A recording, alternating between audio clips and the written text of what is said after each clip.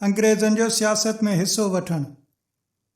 जेसी ताईं मुग़लिया हुकूमत मुस्तहकिम ऐं मज़बूत रही तेसी ताईं कंपनी जो मुकमिल ध्यानु वापार में रहियो, पर जॾहिं मरकज़ी कुवत कमज़ोर ॾिठऊं तॾहिं हिननि सियासत में दिलचस्पी वठणु शुरू कई। 1669 में मुंबई जे गवर्नर ऐलान कयो त कंपनी खे हिक हथ में वापार जूं शयूं ऐं ॿिए हथ में तलवार हुअणु घुरिजे। उन विच में फिरांस में हालतूं बिगड़ी वियूं। उन करे हिंदुस्तान में ड्यूप्ले खे पूरी मदद न मिली सघी ऐं फ्रेंच हित कदम न ॼमाए सघिया। वेतर 1732 ईस्वी में इंग्लैंड ऐं फिरांस जे विच में ठाह थियो ऐं हिंद में फिरांस जो ज़ोर टुटी वियो। कर्नाटक जे 3 वेढ़नि में ड्यूप्ले खे किलाइव बुरी तरह शिकस्त ॾेई कंपनी जा कदम मज़बूत कया। किलाइव पहिरियों अंग्रेज़ हो जंहिं 1757 ईस्वी में पिलासी जी जंग में नवाब सिराजुद्दौला खे शिकस्त ॾेई हिंदुस्तान अंदर अंग्रेज़ शहनशाहियत जो बुनियाद विधो। उन करे ब्रिटिश हुकूमत खेसि हिंदुस्तान जो गवर्नर ऐं कमांडर इन चीफ मुक़रर कयो। हालांकि हू अवल दर्जे जो कमीनो, पस्ता अखलाक ऐं ज़ालिम इंसान हो। हिकु अंग्रेज़ मौरिख गिरेन लिखे थो त उहो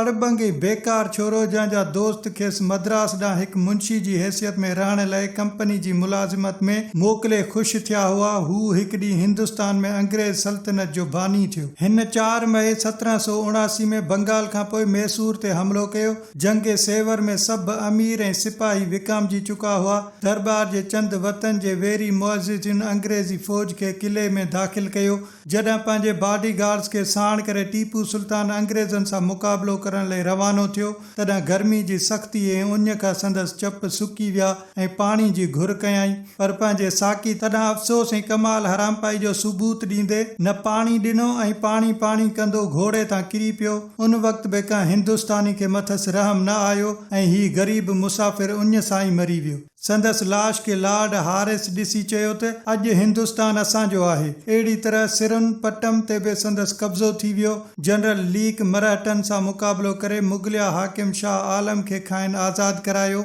उन ख़ुशी में हिन नाआक़िबत अंदेश हाकिम अंग्रेज़नि खे ख़िताबात ऐं ख़िलातूं ॾिनियूं ऐं दुआबा ऐं आगरो खेनि बख़्शिश में ॾिनो। दिल्ली में हाणे अंग्रेज़नि रेजिडेंट रहण लॻो। 1801 ईस्वी में आउद वारे अहदनामे खां पोइ आउद बि संदसि कब्ज़े में अची वियो। रंगून जे बर्मी हाकिम खे बरतानवी वापार जो दुश्मन करार ॾेई वाक़ियात खे गोल मोल करे बर्मा खे कंपनी जी हुकूमत में शामिल कयो वियो ऐं डिप्लोमेसी खां कमु वठी सितारा, नागपुर, झांसी, बरार ऐं सुंबलपुर ते बि कब्ज़ो कयो वियो। जिन शहज़ादनि जी मदद सां कंपनी हिंदुस्तान में हिकु वसी सल्तनत क़ाइमु करण में कामयाब थी, उन्हनि जी लावलद मरण जी हालत में उन्हनि जे रियासतुनि ते कब्ज़े करण जो नालो हिन अलहाक रखियो वियो। कंपनी प्रताप सिंह खे सितारा जो हाकिम तस्लीम कयो। उन जे वॾे थियण ताईं कप्तान ग्राम्प डिफ रियासत जो नाज़िम मुक़रर थियो। जॾहिं शहज़ादो जवान थियो तॾहिं कंपनी खे जलावतन करे बनारस कढी छॾियो ऐं सितारा जो हाकिम उन जो भाउ थियो।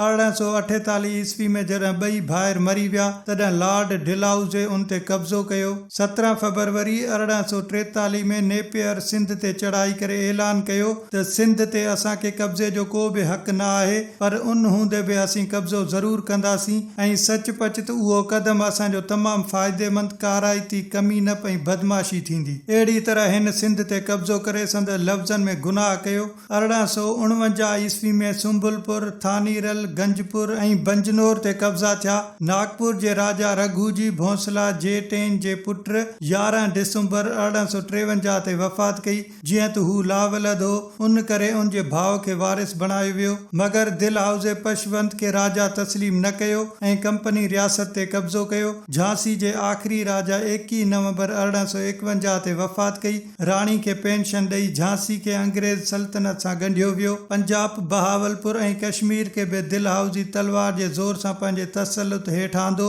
ॿी आलमी जंग खां पोइ कंपनी पंजाब ते क़ाबिज़ थी। 3 सालनि ताईं पंजाब जी हुकूमत हिकु काउंसिल जे हथ हेठि रही। 1853 में काउंसिल तोड़े पंजाब खे धार सूबो बनाए सर जॉन लॉरेंस खे चीफ कमिश्नर बनायो वियो। हाणे अंग्रेज़ मची मुर्स थी पिया। मुग़ल बादशाह खे कख जेतिरी बि हैसियत कान हुई। को वक़्त हो जॾहिं जनरल वेल्सली शाह आलम खे लिखंदो हो त मां तहे दिल सां आला हज़रत में अक़ीदतमंदी जो मुज़ाहिरो कंदुसि ऐं आला हज़रत जे हुक्मनि जी पूरी पूरी ताबेदारी कंदुसि। पर वक़्त गुज़रण सां गॾु हिननि जी ताबेदारी में फेरो अची वियो। जॾहिं सारे मुल्क ते कंपनी जो कब्ज़ो थी वियो, खज़ाननि ऐं दफ़्तरनि ते कंपनी छांइजी वई, फ़ौजुनि जी कमान हिन जे हथ में अची अची वई तॾहिं शहनशाह हुननि जी इज़त वींदी रही। गवर्नर हिकु फरमान मूजिबि बादशाह जो फदवी ख़ासि लफ़्ज़ काटे छॾिया ऐं रियासत जे वाली ॾांहुं लिखी मोकिलियो त हूअ ही इज़त वारा लफ़्ज़ न लिखनि। मक़बूज़ा रियासतुनि जे माण्हुनि सां कंपनी वारनि वॾा ज़ुल्म कया, संदसि इज़त ऐं दौलत ख़ाक में मिलाए छॾी।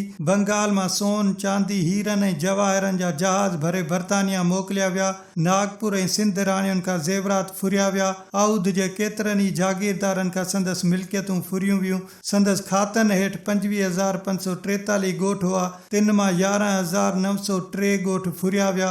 सर सैयद अहमद ख़ान लिखे थो त आउद जे कब्ज़े करे 80,000 माण्हू बेरोज़गार थी विया। सिंध में फुल्लुट कई वई, उहा तारीख़ में निमाया आहे। बिस्तरा पलंग ऐं खटुनि सां गॾु औरतुनि जे कननि मां वाला ऐं ॻह बि लाथा विया। सांध 7 ॾींहं फुर जारी रही। मीर हाकिमनि जा 18 करोड़ रुपया रोकड़ा ज़ब्त कया विया। सिर्फ़ नेपियर खे 70,000 पाउंड हिसे में मिलिया। जिन आफ़ीसरनि ऐं सिपाहियुनि खे हिन फुल्लुट जे माल मां इनाम मिलियो, तन जो तादाद 4,731 आहे।